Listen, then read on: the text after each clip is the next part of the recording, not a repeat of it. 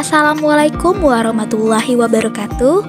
Video ini kami buat untuk menjelaskan tentang biografi dari Pangeran Antasari. Pangeran Antasari lahir pada tahun 1797 di Banjarmasin, Kalimantan Selatan. Ia adalah putra dari Sultan Sulaiman, penguasa Kesultanan Banjar pada masa itu. Sejak kecil, Pangeran Antasari telah menunjukkan semangat juang yang kuat melawan penjajah Belanda.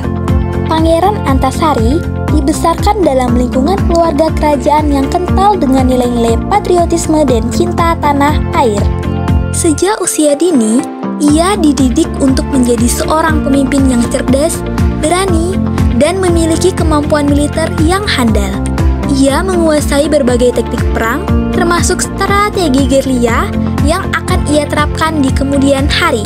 Pada usia muda, Pangeran Antasari sudah aktif terlibat dalam berbagai pertempuran melawan pasukan Belanda yang berusaha menguasai wilayah Kesultanan Banjar.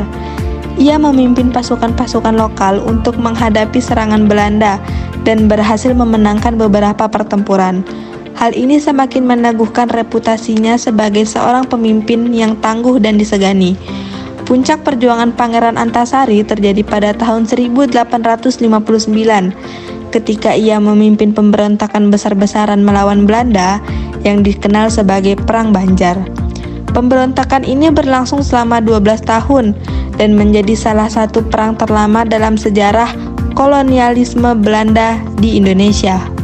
Dalam Perang Banjar, Pangeran Antasari memimpin pasukan yang terdiri dari rakyat Banjar untuk melawan kekuatan militer Belanda yang jauh lebih besar.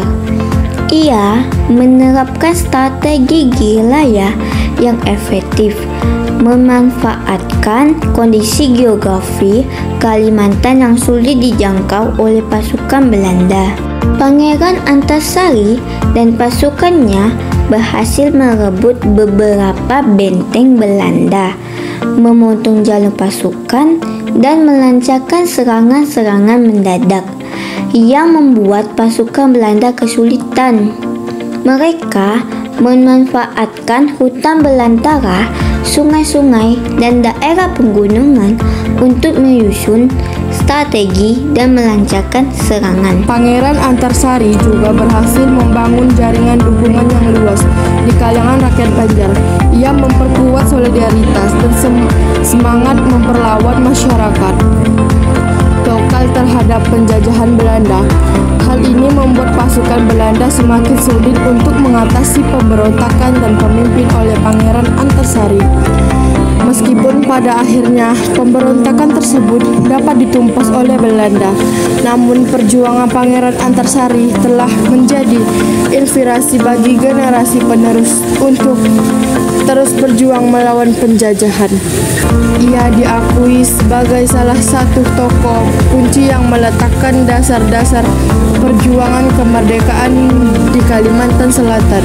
Pada tahun 1862, Pangeran Antasari akhirnya tertangkap oleh pasukan Belanda setelah pertempuran yang sengit.